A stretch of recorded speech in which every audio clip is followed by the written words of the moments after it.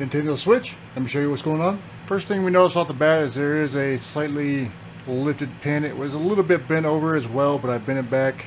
The port has been a little bit torqued and separated, so the port is not in great shape, but I think it's still okay to apply a little bit of power and see what's going on. We'll start with the benchtop PSU, and as you can see, we're drawing a steady 0.41, 0.42 amps. That is not normal behavior. It is not in RCM. Now we're going to check and see if it's drawing 15 volts. So it is drawing 15 volts. That also tells us it's communicating with the M92T36. So there's probably something else going on. 0.20, 0.19 amps on the OEM charger. So we're going to need to crack this open, do some testing, and go from there.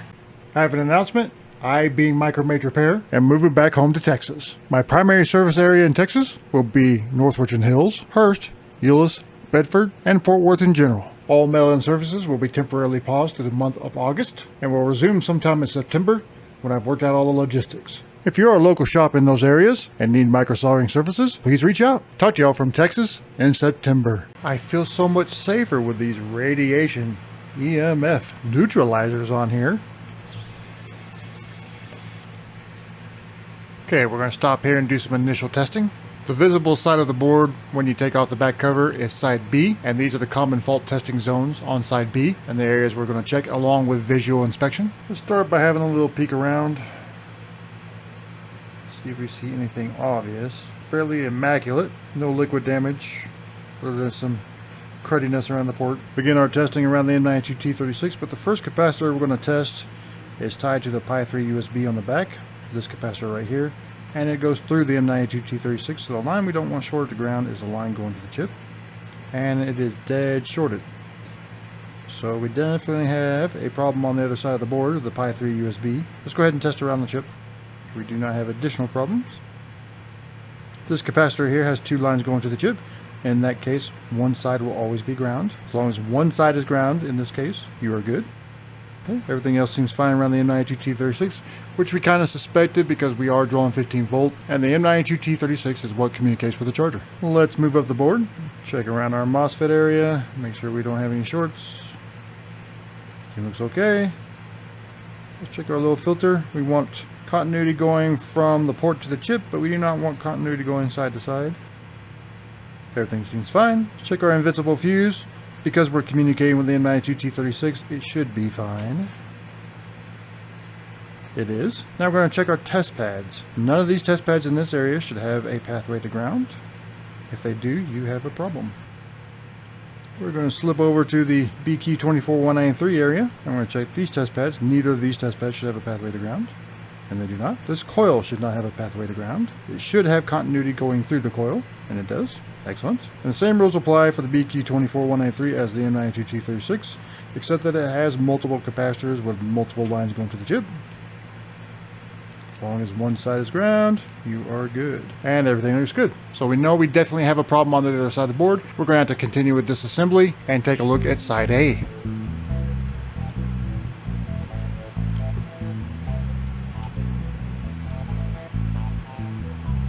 As always, we back this ribbon out. We do not flick it out. Like so. The next common fault testing zones we need to look at is on side A, and as the Pi 3 USB area. We'll be testing the chip and the filters. We already know that there is a problem indicated by the testing we did on side B. Let's begin our testing on the Pi 3 USB. Same orientation as the board diagram. And the capacitor we test mainly is this one right here, this large one. And the line we're worried about is the line going to the chip. And it is dead shorted to ground, as expected. Let's check our filters. First thing I want to check and see, because we have the port on the board, is do we have a short to ground on the filters? And we do. We have a short on this line. So it makes me wonder, none of these filters should be shorted to ground, and we have a short on this line. It could just be the chip, but that port is in pretty bad condition. Check every other line. And that's the problem line there.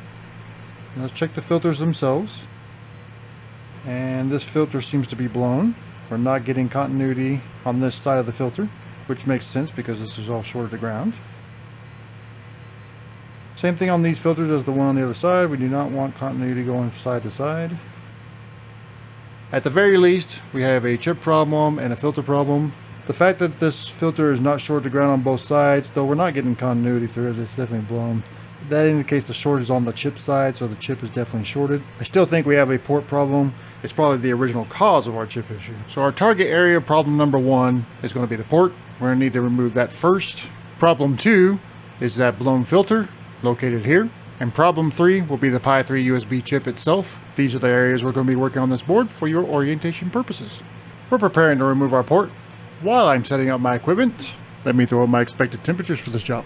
These temperatures are brought to you by the Amazon Associate links in the description. If you go to my video description and click on one of these links and buy any of this equipment, a small portion of that purchase will go to supporting the channel. And I greatly appreciate you. It won't cost you an extra dime. First thing we're going to do is add some flux. Flux helps solder flow and is also a cleaning detergent. Flux fumes are also the stuff you don't want to breathe, even if it does smell pleasant, as Amtech usually does. We're going to bring the sauce. We're going to wet the anchors, and then we're going to concentrate in on the pins, and once they have wetted, the port will drop. If you can drop a port rather than pull it, I highly recommend you do so. This is why I like my particular board holder, because it does lift the board from the mat. So we can do that. Nice clean pull. Everything looks good on side B. We are not done here. We need to remove this filter and our chip. Now, before we proceed further, we must make sure those shorts were actually relieved by the removal of the chip and the filter. If they weren't, there will not be much point in proceeding further. We'll use this big pad as a ground, and we'll check our capacitor. And no more short. Excellent. And we're going to run over here and check this pad. And it is no longer short as well. So it was definitely being caused by our bad chip, which was blown by our bad port. Double confirmation. This capacitor, which is tied to that chip on M92236, is no longer short to ground. Excellent. I'm going to test this filter on a donor and make sure it is still good. It is. Now we're going to pull it off this donor. Let's get it close. We're going to drop our air down to about 20% just to tack it down so it doesn't blow off into another dimension, the dimension of lost parts. Doesn't matter how clean your floor is, you will never see those parts again. Okay, you only need to see a little bit of wetting, enough for it to grab on, and then you can bring the sauce and let surface tension do its work. Bring the sauce again, re-wet the solder for the chip. What we're looking for primarily is that center pad to wet, and then before you let that chip go, make sure that center pad has grabbed it. Center up, remove your heat, and let it tack down. Put a little bit of top pressure on, not too much. Re-wet. I almost put too much. Push flat. Grab our Pico pencil and remove our squish. Take a look and see how we did. Looks good. That looks good. That looks good. And good. Now we're going to be flipping the board over to side B, and we'll be working in this area for your orientation purposes. Now for cleanup, and here's where we're greatly aided by that low melt. Wicking these pads, always go with them, not against them, and just glide. No more pressure than what's required to keep the wick to the board. Flux. Add a ball of solder onto our tip. We're just going to run that ball over these pads, not really making contact with the iron so much as the solder. Sexy. Same concept on the port. Beautiful. Bring the sauce and we'll flow our port into place. Same technique as always. We're just trying to bring the temperature of the board up enough to wet the solder on the pads. And for evidence of wetting, I'm going to press down. We're going to remove our air, continue holding it down, and watch for the solder to dry. We're going to do a gentle nudge test, and it feels solid. Now we're going to check all these outer pins. When you're concentrating on this inner row, you can neglect these pins sometimes. Don't worry about it. You can always rework these pins. Those are the important ones. That one's a little loose. That one's a little loose. Doesn't look like we got hardly any of them down on this side. That's a rarity, but it does happen. We'll just come in and solder them down.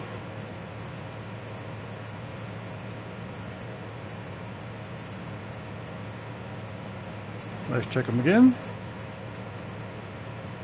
All nice and solid. Bent chisel, I'm so glad to have you back. Now we'll add a ball of solder. Get things started. We want good feed through to the other side. And that's exactly how you want it to look.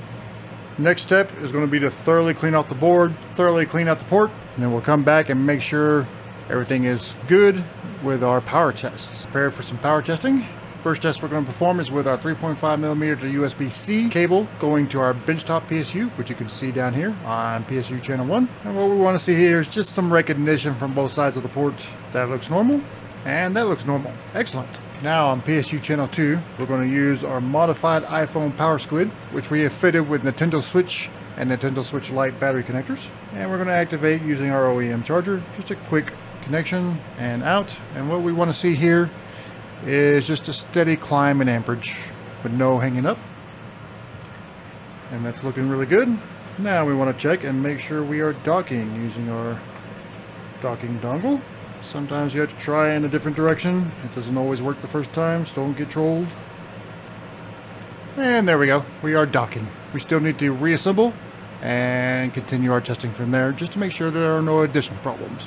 We're back up and running on its battery, and let's perform some tests. It is recognizing both Joy-Cons and charging them. Check and make sure we have Bluetooth. We do. Make sure we're picking up our networks, and we are. It's picking up the game. Fan is spinning.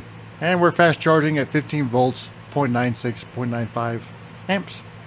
Everything's looking good. If you got value out of this video, I think you'll get value out of this one, and I'll see you there.